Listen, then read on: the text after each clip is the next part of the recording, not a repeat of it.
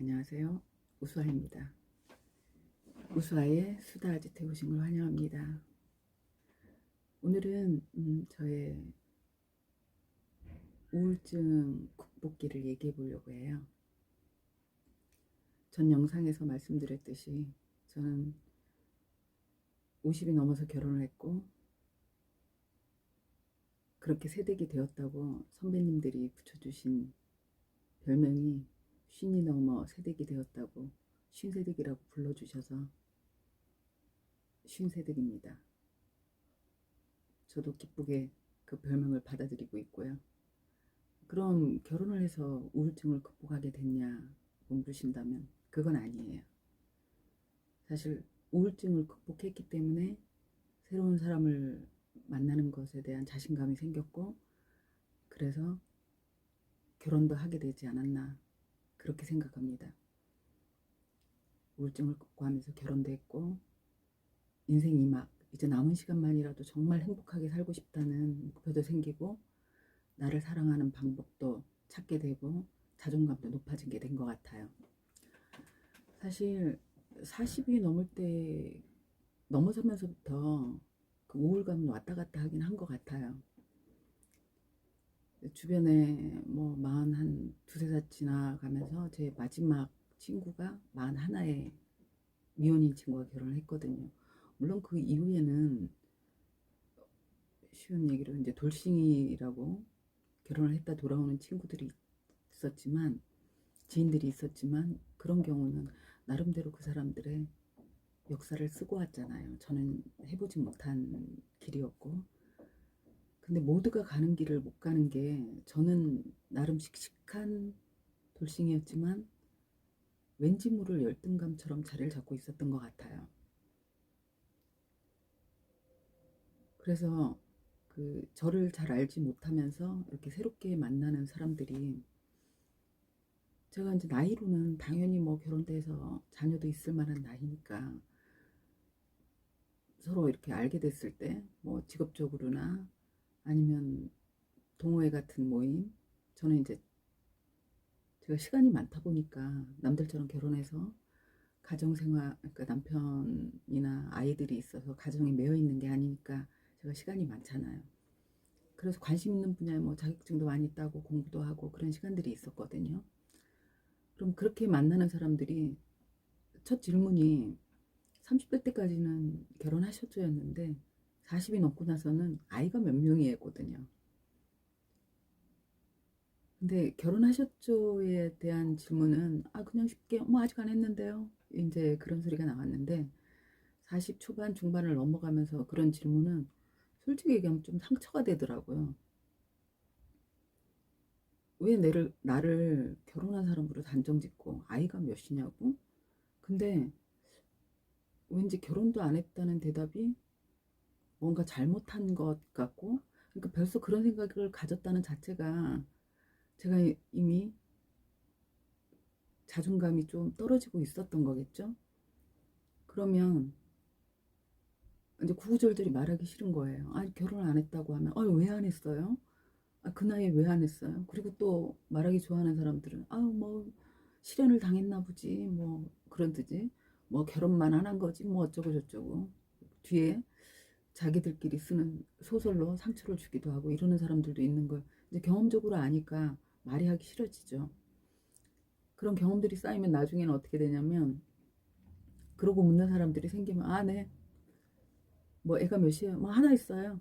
그냥 애기 얘기는 하기 싫고 뭐 그런 얘기 묻지 마세요 하고 좀 냉정하게 저도 자르죠.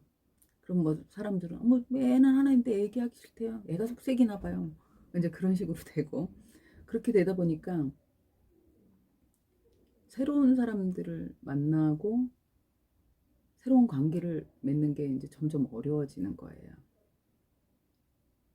그러니까 기존의 관계도 좀 루즈하고 별로 즐겁지 않고 권태로운 상태에서 새로운 어떤 활력을 줄 관계도 없죠.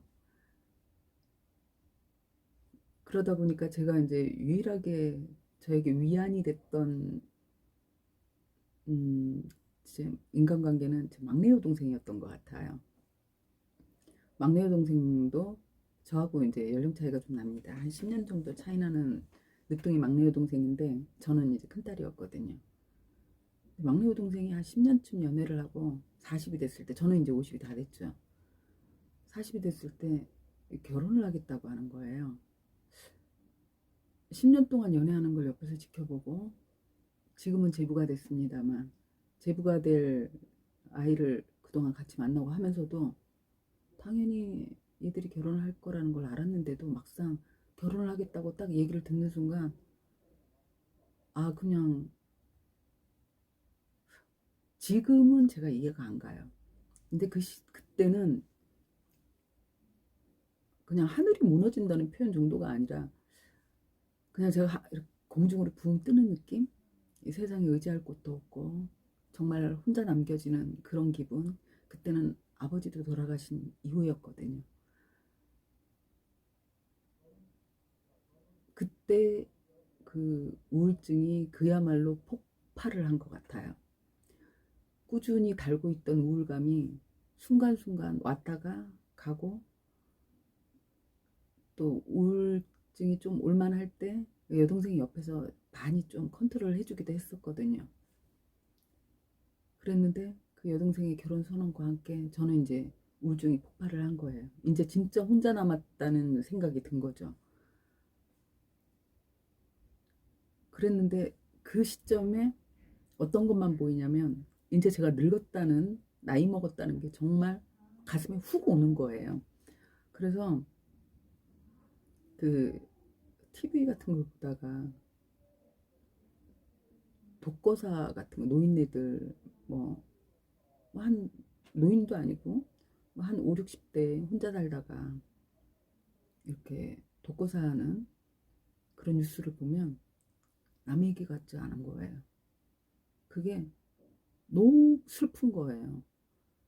그래서 아 저렇게 될 수도 아니 그게 그냥 내 일 같은 거예요. 그러니까 점점 우울해지는 거죠. 그래서 퇴근하면서 오면서 소주 한두 병씩 들고 옵니다. 술을 안 먹으면 잠을 못 자는 거예요. 그리고 이제 어느 날 결단을 내리죠.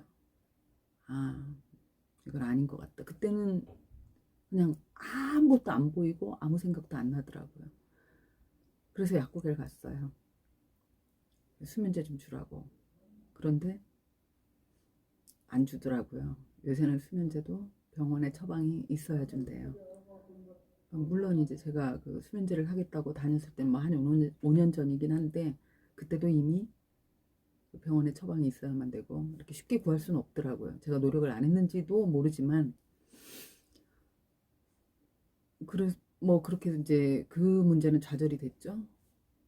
그리고도 이제 매일 밤 술을 안 먹으면 잠을 잘 수가 없고 그럼 다음날 이제 일에 지장이 있으니까 전 또 어쨌든 뭐 30년 정도를 사회생활을 했던 사람이기 때문에 일을 하러 가서 일은 정확히 해야 된다는 건 이제 몸에 배어서 일을 하는 사람이니까 그럼 너무 힘이 드니까 잠은 자야 돼요. 그러다 보니까 이제 술을 먹고 자고 이게 이제 술이 어느 정도 취해서 나쁜 생각이 자꾸 이제 들더라고요. 술김에. 이제 술이 취해갖고 집 밖에 나가서 차에 뛰어들고 싶기도 하고 이제 처음엔 생각으로 했던 게 점점 이제 몸이 움직이는 단계로도 가고 저희 이제 집 구조가 그때는 그 화장실에 도시가스 배관이 지나가는 구조였거든요. 거기다가 그 스카프를 둘러놓고 정말 목을 매보려고 시도까지 해보고 그런 단계까지 간 거예요. 물론 실패를 했죠. 실패를 해서 자빠졌어요. 머리가 깨지고 피를 철철 흘리고 그리고 방에 그래서 머리를 감고 그래 또 피가 흐르니까 아프더라고요. 죽겠다고 목을 매다가 자빠져서 머리가 깨졌는데 거기다 약을 바르고 방에 들어와 눕습니다. 누워서 그냥 뭐 보지도 않고 듣지도 않는 TV지만 틀어져 있었는데 거기서 우연히 그 아마도 그 행복하게 사는 인생에 대한 어떤 그런 강의였던가 봐요. 강의가 한참 진행되고 있는 상황의 중간 토막이었는데 그게 나오더라고요. 웃어야 복이 오는데 웃지 않아서 복이 안 온다는 거예요. 근데 이놈의 세상에 웃을 일이 없다는 거죠. 그럼 나는 맨날 복도 못 받고 이렇게 지질이 궁상으로 살아야 되느냐는 거죠. 그러니까 억지로라도 웃어서 복 좀 받읍시다. 이제 그런 얘기를 하더라고요. 그런데 사람의 뇌라는 게 참 특이해서 내가 거짓말로 웃어도 진짜 신나는 일이 있는 줄 알고 호르몬은 정말 행복한 호르몬이 나온다는 거예요. 그래서 자꾸 웃으래요. 그러다 보면 정말 웃을 일도 생긴다고. 그러면서 얘기를 이제 해주는데 그 얘기를 누워서 듣다가 문득 이제 그 생각이 들더라고요. 그때가 뭐 4월, 5월 그쯤이었던 것 같은데 여동생이 결혼이 8월이었거든요. 아, 그때야 이제 그 정신이 조금 든 거예요. 아, 여동생 결혼은 봐야 되지 않나 하는 생각이 들더라고요. 아, 결혼 전에 언니가 죽고 그것도 자살했다고 하면 아, 여동생 인생에도 너무 큰 그 데미지를 입을 것 같은 거예요. 마음에 상처가 될 것 같고. 어쨌든 내가 50이 될 동안 내 옆에서 동생이지만 언니처럼 생각도 깊고 다정한 동생이어서 참 그야말로 동생이 결혼한다고 할 때 내가 이렇게 힘들 만큼 내 옆에서 큰 울타리가 돼준 동생인데 아 내가 그래서는 안 되겠다는 생각이 들더라고요. 그래서 다음 날부터 그냥 미친년처럼 웃기 시작했습니다. 혼자 있을 때는 웃다가 울기도 했어요. 이게 뭐 미친 짓인가 이제 그런 생각도 들었어요. 어이가 없는 거예요. 그러고 웃고 있는 내 자신이 어이가 없는 거예요. 그래서 웃기도 했어요. 울기도 하고 웃다가 울고 그러고 뭐 이제 출근하는 길에 쇼윈도 같은데 제 얼굴이 비춰지잖아요. 정말 무표정한 얼굴. 저는 표정 안 짓고 가만히 있으면 좀 무섭다고들 하거든요. 이목구비 큰 사람들이 표정 없이 있으면 좀 무서워 보이거든요. 근데 그게 제 눈에 보이면 그냥 웃었어요. 웃고 누군가 보는 사람이 없으면 큰 소리로 웃고 그냥 억지로 그렇게 안 웃으면 안 웃어지더라고요. 그리고 이제 여럿이 같이 있을 땐 그냥 입꼬리라도 올리고 있으려고 그런 의식이 돌아왔을 땐 의도적으로 자꾸 웃으려고 노력을 했죠. 그렇게 한두 달이 지나니까 아, 어떤 일이 생겼냐면 제 마음은 아니 그냥 똑같아요. 계속 노력만 하고 있는 거예요. 그렇다고 우울감이 크게 많이 가신 것 같진 않아요. 단지 아무것도 안 하고 우울에만 빠져 있는 시간을 그냥 웃으려고 조금 애쓰는데 조금 쓰고 있는 그 정도의 차이밖에 없었던 것 같아요. 그런데 주변이 달라진 거예요. 제가 잘 웃으니까 그 전엔 뭐 제가 그냥 아무래도 제 자신이 우울하니까 제게서 나오는 기운이 뭐 그렇게 좋은 기운이 나왔겠습니까? 뭐 의도적으로 짜증을 내거나 화는 내지 않아도 우울한 사람의 얼굴에서 얼마나 좋은 표정이 나왔겠어요. 그런데 그 두어 달을 그렇게 부지런히 웃는 연습을 하고 있었더니 동료들이 너무 살갑게 다가오는 거예요. 처음엔 아, 뭐 좋은 일 있으세요? 왜냐면 잘 안 웃던 제가 웃으니까 뭐 좋은 일 있으시냐고 묻는 거예요. 아니? 그러면 아니 요새 표정이 너무 좋으셔서 웃는다고. 아, 아 그래? 이제 처음에 좀 쑥스럽죠. 그러다가 제가 이제 잘 웃고 하니까 뭐 말도 잘 건네주고 뭐 사탕이라도 하나 건네주고 그리고 아이 얘기해 보시 같이 좋은 일이면 같이 나누자고 뭐 말 한마디라도 더 건네주고 그리고 그렇게 말을 건네면서 화난 얼굴을 건네는 사람은 없거든요. 웃으면서 얘기 건네주고 그러다 보니까 제 마음도 조금씩 노곤노곤해지는 거예요. 그러다가 그런 생각이 들더라고요. 아 진짜 뭐 아무것도 한 게 없는데 그냥 조금 웃으려고 노력만 조금 해봤는데 아 막 예뻐졌다고 하고 좋은 일 있냐고 하고 얼굴이 환해졌다고? 똑같은데 화장품도 안 바꿨는데 아 마음 하나 먹는 게 이렇게 차이가 있나? 그런 생각이 들 때쯤 최진석 교수님이실 거예요. 그분의 이제 강의를 듣게 됐죠. 그랬는데 그분이 그러시더라고요. 남들한테는 잘하려고 엄청 노력하면서 네 자신을 위해서 한 게 뭐가 있는지 생각해 보라는 얘기를 하더라고요.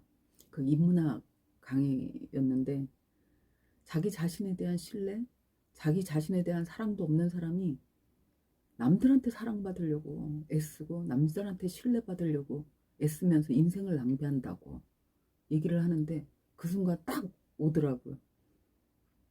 아, 맞네. 정말 저는 제 자신을 위해서 살고 있었나? 아니요. 정말 할 말이 없더라고요. 그리고 생각하니까 나는 아무것도 한 게 없는데 내 자신을 속인 거거든요. 웃을 일도 없는데 웃고 그냥 웃는 척하고 했는데 제가 밝아졌고 뭐 남들의 눈에 예뻐 보이게 달라졌다는 건 난 내 자신을 속이고 있었는데도 내 몸은 내 뇌는 내가 좋은 줄 알고 내가 웃고 있으니까 신나게 된 줄 알고 그 변화를 준 거잖아요. 마음 하나 바꿔먹는 게 이렇게 큰 거구나. 그런 생각이 들더라고요. 그렇게 남의 시선 왜 남을 생각하고 남과 비교하면서 내가 나를 이렇게 무시하고 내가 나를 업신여기고 나를 가볍게 생각했을까? 그리고 나를 죽이려고까지 생각했을까? 거기에 생각이 미치고 나니까 음,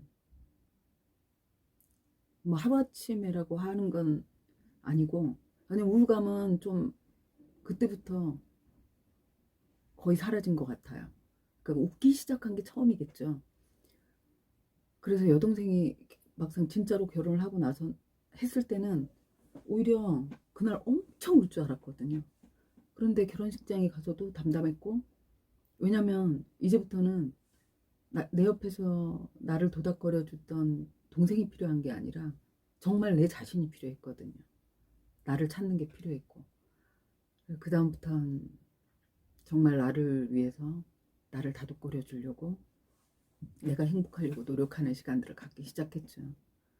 긍정적인 생각하려고 노력하고 이왕이면 어깨도 쫙 펴고 걷고 옷도 똑같은 옷이지만 좀 더 반듯하게 입으려고 밝은 색깔 입으려고 노력하고 그냥 귀찮아서 대충 눈썹도 안 그리고 돌아다녔다면 눈썹도 반듯하게 예쁘게 그리고 다니려고 노력하고 그건 누군가에게 보여주기 위해서가 아니라 길거리를 지나가다가 비춰지는 쇼윈도의 내 모습이 예쁜 게 나도 좋으니까요. 그냥 그렇게 하게 되었던 것 같아요. 그렇게 하니까 다른 사람들을 만나는 게 뭐 두렵지 않은 거예요. 새 사람들을 만나는 게. 그러다 보니 뭐 또 내가 뭔가 하고 싶어지고 어떤 모임에 나가는 것도 겁이 안 나고 관심 있는 분야는 가볼까? 그런 생각으로 가게 되고 그렇게 하다가 그 모임에서 지금의 신랑도 만났는데 제가 그런 제 자신에 대한 자신감이 있으니까 신랑하고도 사귀어야 되겠다고는 아니었고 그냥 술 친구 하자. 좋아. 뭐 그런 생각으로 앞으로 우리가 늙어갈 건데 너도 혼자구나. 나도 혼자인데 좋은 술 친구로 우리 인생을 얘기하면서 만나볼까? 그렇게 만나다가 남녀가 됐거든요. 친구처럼 만나다가. 그래서 그 우울증은 제가 지금 지나고 보니까 나를 사랑하는 마음, 내 자존감, 그러니까 나를 사랑하는 마음이 없고 나를 존중하는 마음이 없을 때 그럴 때 자존감이 바닥이 나고 그런 자기 열등감이 나를 해치는 그런 병인 것 같아요. 그 우울증은 병원에 가서도 해결되는 병은 아니라고 하더라고요. 약물로 처방하는 건 그냥 마취제 같은 거지 그게 근본적으로 해결되는 건 아니래요. 결국은 내가 노력해야 되는 병인데 인생 별거 없잖아요. 어차피 한 번 왔다 가는 건데 이왕에 왔는데 즐겁게 살면 얼마나 좋아요. 그냥 행복하게 사는 길. 근데 제가 웃어보니까요. 웃으니까 진짜 웃을 일이 생기더라고요. 그리고 내가 나를 사랑하고 내가 나를 믿으니까 또 사람들도 날 믿어주더라고요. 물론 아직도 순간순간 인간인지라 잠깐씩 의심도 있고 난 왜 이러지 하는 그런 회의감이 잠깐씩 와요. 그건 당연한 거예요. 근데 그렇게 올 때 난 왜 이러지? 막 난 인간이니까 실수도 하고 잘못도 하고 대신 고쳐가면 되지. 다음엔 이런 실수는 하지 말자. 저 자신한테 그런 다짐을 하거든요. 그러니까 더 이상 우울 같은 건 제 옆에는 못 오죠. 지금 사는 게 우울하고 사람들 만나는 것도 싫고 그렇다면 일단은 그냥 자기 자신을 한번 들여다보시고 안에 있지 마시고요. 밖으로 나오시는 게 제일 중요한 것 같아요. 굳이 사람을 만나려고 나오지는 마시고 밖으로 나와서 산책도 하시고 하면서 하늘도 좀 보시고 빌딩밖에 없어도 빌딩 모양이 다 다르잖아요. 그런 모양도 관찰도 하시고 어제의 바람과 오늘의 바람이 똑같은 것 같아도 틀리거든요. 그런 거 관찰도 하시고 그렇게 하다 보면 아 어제의 바람은 좀 비가 오려고 공기가 축축했는데 오늘은 산뜻하네. 그렇게 느끼다 보면 거기서 작은 즐거움도 느끼게 되고 그러다 보면 삶의 희망도 조금씩 싹 들 것 같아요. 일단은 웃으세요. 억지로라도. 근데요 억지로라도 웃으면 정말 웃을 일이 생겨요. 웃는 건 분명히 일소일소라는 말 저 믿습니다. 한 번 웃으면 한 번 젊어진대요. 그게 나이가 어려지고 그런 게 아니라 내 마음이 젊어지는 것 같아요. 행복하시길 떨쳐내고 일어나서 행복하셨으면 좋겠습니다. 우리가 인생 이막이라고 하지만 1, 20년이 아니라 100세 시대예요. 우리가 앞으로 그래 평균 잡아서 우리 50년 살 거야 하지만 의학이 너무 발전이 빨라서 정말 50년만 살고 가고 싶어요. 근데 60년, 70년 살 수도 있거든요. 몸은 늙고 병들고 그럴 수 있지만 정신은 행복해야 할 거 아니에요. 즐거운 마음으로 살자고요. 떨치고 일어나세요. 일어나 보니까요. 행복한 일 너무 많아요. 세상은 즐겁고 행복한 일로 꽉 차 있어요. 어떻게 보느냐, 내 마음, 바라보는 눈에 따라 틀린 것 같아요. 그 좋은 점들 다 찾아내서 보시기 바랍니다. 오늘은 여기까지 할게요. 감사합니다.